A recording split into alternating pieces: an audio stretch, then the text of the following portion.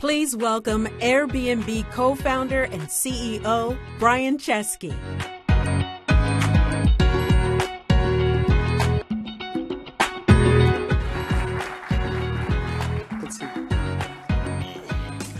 Thank you, Brian, for being here. This is, Thank you. I hear this is your first in-person event you're doing since the pandemic. Yeah, probably 2 years. Wow. Thank you again. Before this. I appreciate it. And obviously, you've been in New York, I think, for the last few days as well. Doing a little press. Doing a little press.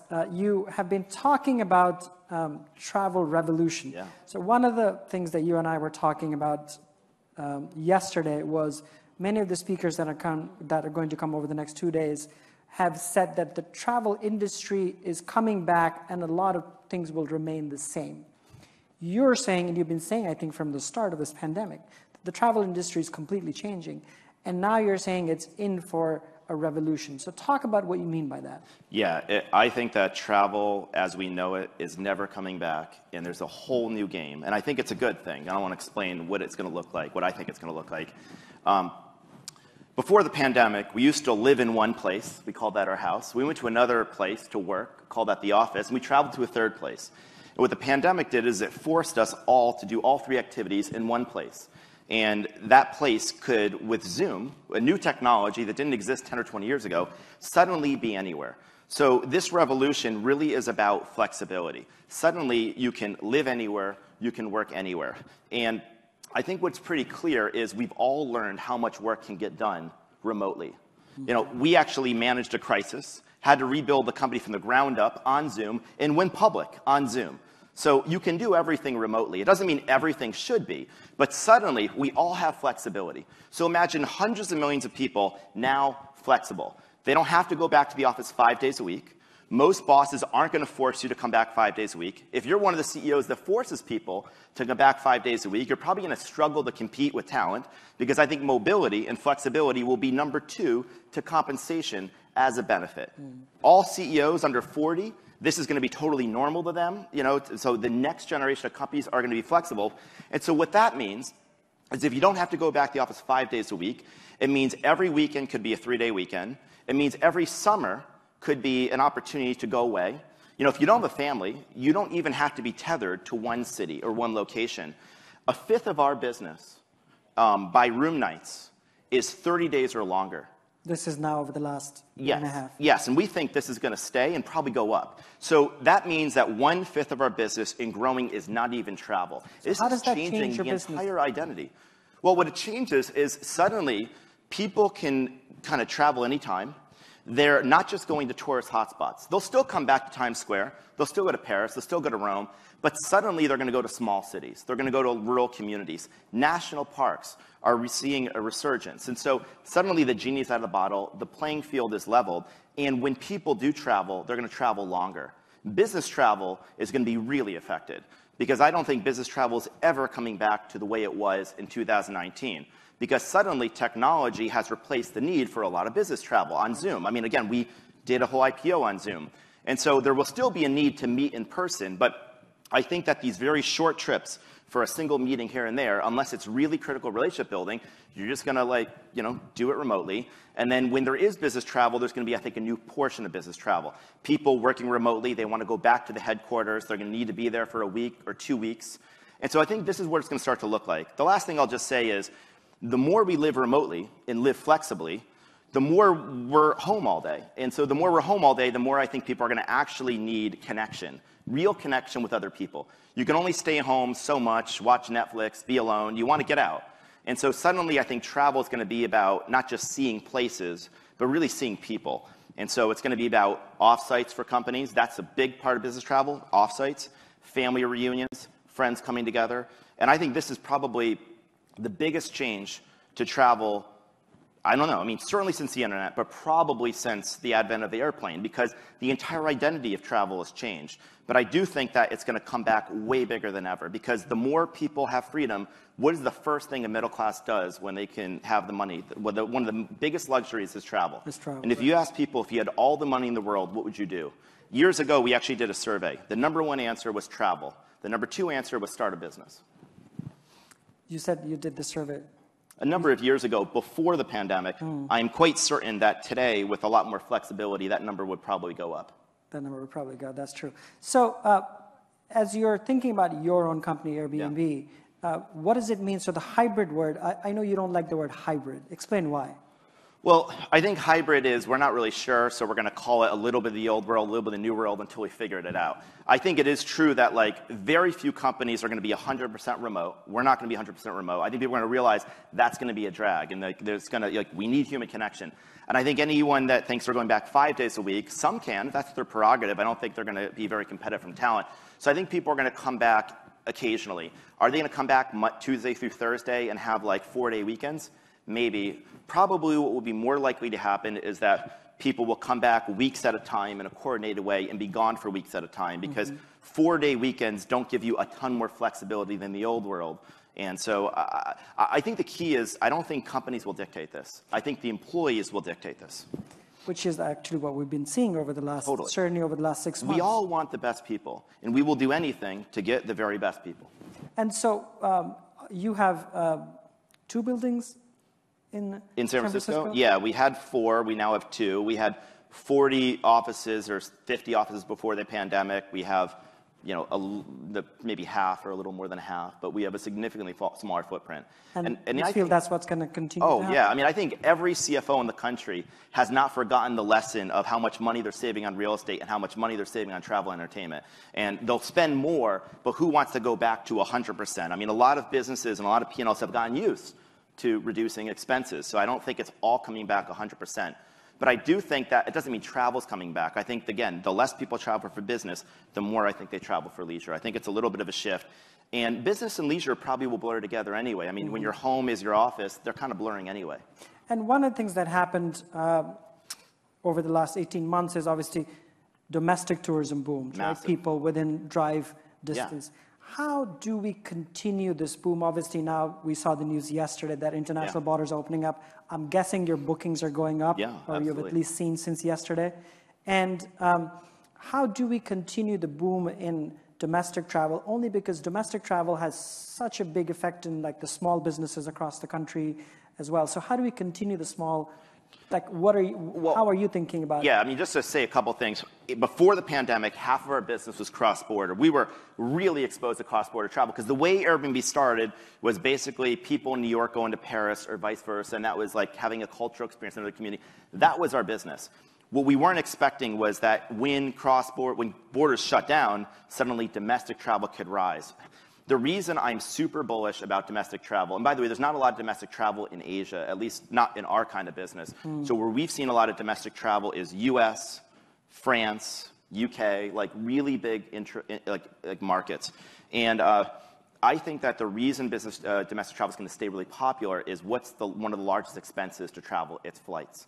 And so increasingly, I think a lot of long distance travel is being replaced by short distance travel. People realizing, well, I could spend a certain amount of money to fly and get a place to stay, or I could not fly and I could stay longer. And so I think you're going to see not everyone do that, but some people continue to do that. I also think, you know, like mass tourism, which is basically people like going to like Times Square, that I think will be back, but I think it's going to have an alternative. You know, people going to small communities, staying with friends. You know, I think it's less about the landmarks and more about being with other people. So I do think that's going to also lead to a little bit less maybe of like what we call like old mass tourism travel, of like people getting on double-decker buses, taking like selfie stick photos in front of landmarks. That will come back, but again, there's going to be more competition of other types of travel. And so overtourism, which was obviously a term that was there before the pandemic, we coined in fact in 2016, was a term that everybody latched onto. You think that post-pandemic, some of the challenges of Airbnb in cities, there's less going forward because people are probably spread out more? Absolutely. I mean, listen, I don't think there's too much tourism in the world. I think over-tourism is too many people going to too few places at the exact same time. That's mostly what it is. And so, you know, I remember years ago I met with the Minister of Tourism in France, and he said, how can we help get fewer people to come to Paris and more people go to the rest of France? Well, before the pandemic, it was all pretty hard because on Airbnb and every other website, there was a search box, and the question asked, where are you going? Most people would type a location. And then we'd ask, well, when are you going? People would add dates. Well, that whole paradigm has changed because now suddenly, in a world of flexibility, a lot of people, 40% of people come to Airbnb now, 40%, this is hundreds of millions of people, and they either don't have a destination in mind or they don't have a date range in mind.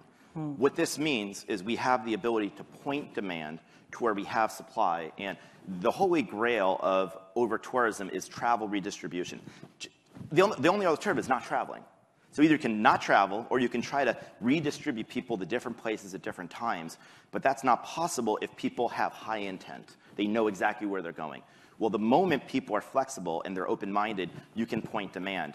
And we've had hundreds of millions of people, more than 500 million searches, have used just our flexible date feature, where you basically say, I'm willing to go anywhere from for a night, a weekend, a week, a month, in this date range. That's been used over half a billion Which is very interesting because historically people, when they do the travel planning cycle, they would think of a destination first and figure out where to stay. Yeah, it's like you travel planning, so travel content, where should I go?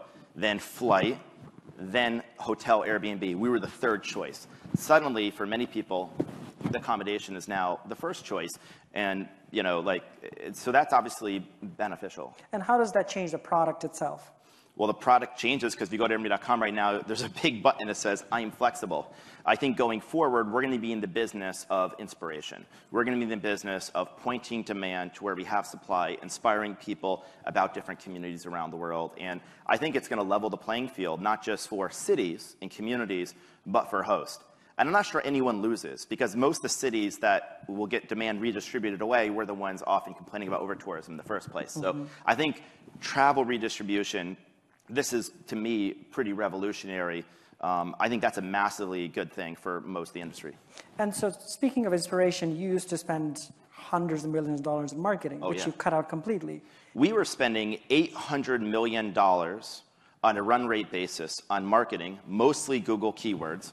And we got to do the experiment that I think every CMO in the world wished they could do. What if we just turned off 100% of marketing? What would happen? And everyone's been afraid to try that experiment. Of course, we were forced into that experiment. So we shut off $800 million of run rate marketing. And what happened was our traffic was still 95% of the year prior. And so we started realizing maybe we don't have to return to that level of spending, and we have not. And it's helpful that our brand is a noun and a verb. And we spend a lot of energy now, investing in our brand. I do a lot of press. We got 500,000 articles written about us last year. So, I think if you can get people to talk about you, that's the best marketing. And so you obviously have a lot of data on your hand and where people are traveling to, where people are moving. What would it take, and Parag spoke a lot about people moving, mobility as destiny for human beings. Obviously, I agree with what he was saying, by the way. I didn't hear the whole talk, but I think it's totally true that, by the way, he used the word mobile. I remember I came to Silicon Valley in 2007. I got there in October 2007. So January 2007, Steve Jobs introduces the iPhone. It goes on sale summer 2007. That a couple years later, people said, there's a mobile revolution. I even back then thought that's not the real mobile revolution. The mobile revolution isn't being able to take a computer with you. A real mobile revolution is we all can go anywhere. I think this is what I mean by the revolution, that actually we all have so much more freedom. And I think that's going to lead to a new golden age of travel. I think it's going to be so much bigger than anyone's forecasting. And everything we are seeing is pent-up demand, a business that's, you saw our numbers in Q2, back to where it was before the pandemic without half the business cross-border recovering. There's no way that it's going to cannibalize all the domestic travel.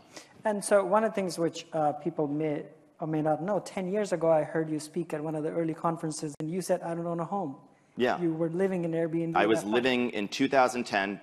We were working out of a 3-bedroom apartment. We had 20 employees.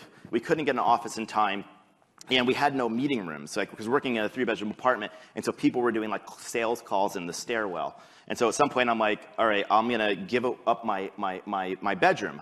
And I initially thought to go on Craigslist to get like a long-term rental.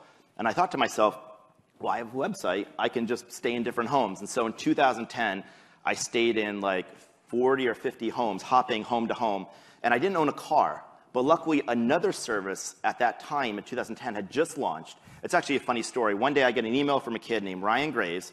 He said, I have a company, it's called Uber Cab. And me and like 100 of my friends want to pool together this black car service, which became Uber. And so I lived in Airbnbs, and I was one of the first users of Uber. That, I think, was a glimpse of the world that we're now living in, because people are now living on Airbnb. We had a competition, a contest where you could basically apply to live on Airbnb. We had 300,000 applications of people wanting to live on Airbnb. So I think like the biggest thing about travel isn't just that people can go everywhere.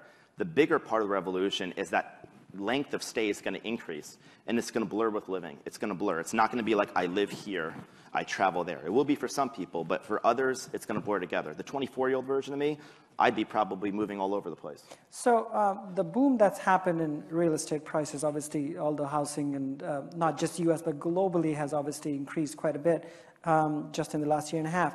How does that affect Airbnb as a company? Well, there's really pre-pandemic and post-pandemic. Pre-pandemic, affordable housing is a major issue. The problem before the pandemic was, take San Francisco. Home prices were rising, but you felt like you had to be in San Francisco.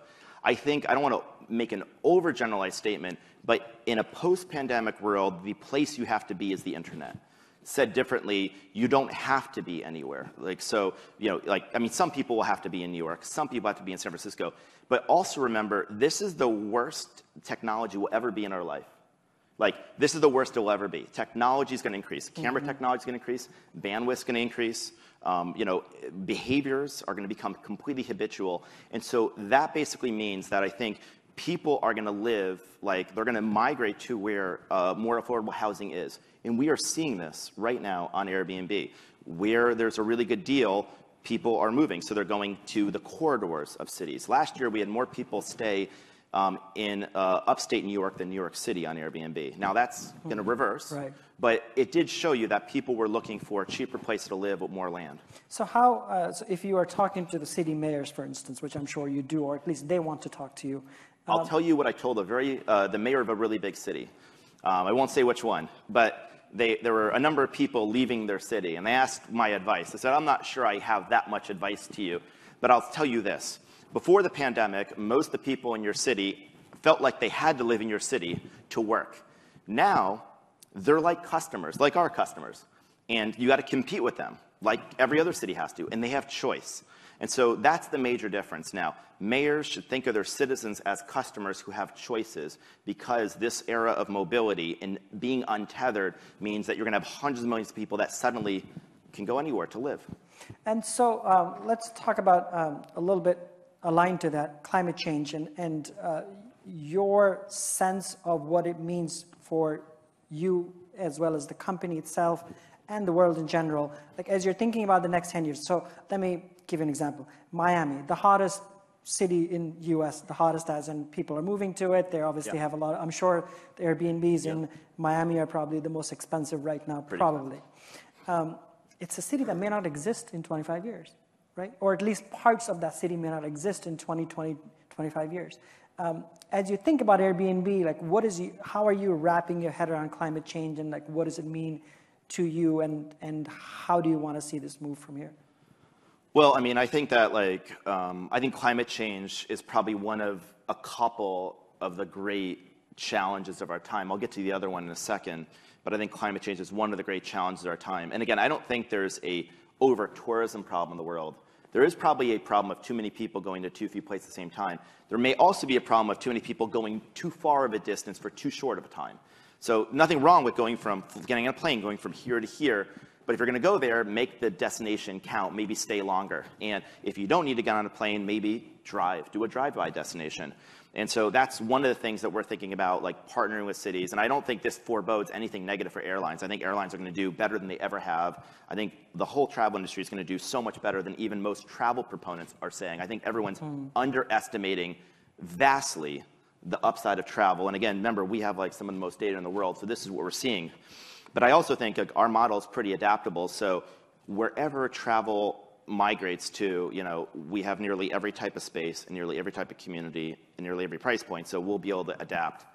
But the one thing I'll just say is, I think climate change is one of the great crises of our time. I think there's another crisis that will be of probably equal significance, and I think that's the loneliness and isolation crisis. It's a crisis of despair. I think so much division, hate, depression, anxiety, so many of these problems are problems of loneliness. And I think if we weren't already in a crisis of loneliness before the pandemic, we are absolutely now in a crisis of loneliness. And I think the problem is the pandemic has removed a lot of physical spaces. Physical stores have been shifted to Amazon. The office is becoming your home office. There's a lot of benefit to that. The world is more efficient. It moves faster. The problem is physical communities becoming virtual communities. There's a huge gap. And so I think we in the travel industry and the tech industry have to make sure that we're part of the solution, not the problem. Because the promise of travel is freedom and flexibility. The downside is, when you can hire people from anywhere, people can get left behind. And you're going to have this huge issue of loneliness and isolation. And so I think designing for new ways to bring people together in the physical world is going to be critical. And this is one of the things that we're trying to really think a lot about. And so would you think that programming, in the larger sense of the word, as in creative programming, is part of Airbnb's future? Meaning, you say creative programming? Meaning trying to figure out ways to get people together. Oh, 100%. I mean, why are we traveling otherwise? I mean, you can travel to see something. You can travel to like walk through the wilderness. But I think travel has always been about the community and the people. I mean, the word tourism, we were talking about etymologies of words. The word travel comes from, I believe, the word travail, which means a painful, arduous journey. The word tourism, to my knowledge, is rooted in Grand Tour. Grand Tour were these aristocrats that would go to and study painting and live in the community in Paris. And somehow studying painting in Paris became looking at a painting behind glass. So my optimistic view is that suddenly travel is going to be much more about friendship, connection, bringing people together. And I think all of us in the industry, like if we want to be in the business travel game, let's be in the game of like bringing employees together because they're otherwise isolated. If we want to be in the business of bringing people together, let's, instead of being sightseeing, it's people seeing. So in terms of, I want to talk a little bit about Silicon Valley. We only have 4 minutes left, but there's the last 2 years and the last 5 years has Silicon Valley's brand or tech companies' brands have gone down in terms of reputation itself. Do you see that changing? Are you seeing that change? Are companies that are disruptive to the extreme, do they have a better sense of how to bring everybody along? I mean, I think like it's hard for me to speak for every company. I mean, I see that changing if companies change. When I came to Silicon Valley, the word technology in 2007 may as well have been a dictionary definition for the word good. YouTube was for cat videos, and Facebook was a way to see what your friend's doing, and Twitter was a way to say, I'm drinking a milkshake. It all seemed wonderful and innocent. I think we all thought that technology was progress, and any new technology was a step forward humanity, hence making the world a better place. I think the problem is we all learned a different lesson. When you build a platform, you unleash technology, and hundreds of millions of people use it, and I learned this the hard way. Your product is used for unintended consequences. And I think what we've all had to reconcile in the technology industry is that we have more responsibility than we probably thought we did 10 years ago. And technology isn't per se inherently good or bad. It's probably good on balance. But it can be designed for good or designed for bad. And so I think all of us have to design with multiple stakeholders in mind. Not just investors, but customers, the communities we live in. And so I'm optimistic. I think the tech industry is got more noble intentions than maybe the world thinks, but we were much slower than we should have been as an industry. And I think, like I always thought, like if you're a little behind, it takes you years to catch up, right? So if you're like a little behind the 8 ball, suddenly you get a reputation. Now that reputation dogs you for years. And so I think we're in a hole, and we're going to be in it for a long time. Let me ask you this completely different question. A lot of what Skift covers has covered in the last, let's say, 2 years is subscription model coming into travel. Some of the companies, TripAdvisor CEO is going to speak as well, a bunch of other companies. Why isn't there an Airbnb subscription service? Why isn't there yet? I don't know. Yes. Or loyalty program. Why isn't there yet? Well, we've had our hands full the last 18 months. Yes. So I thought we were going to do one, and then I wasn't expecting last March. I mean, last March, we were preparing to go public. And all of a sudden, in 8 weeks, we lost 80% of our business. It's like a Mack truck going 80 miles an hour and slamming on the brakes. We had to rebuild the company from the ground up. People were predicting, is this the end of Airbnb? Will Airbnb exist in the future? And so we basically just, really had to pause almost all of our efforts, get really, really focused.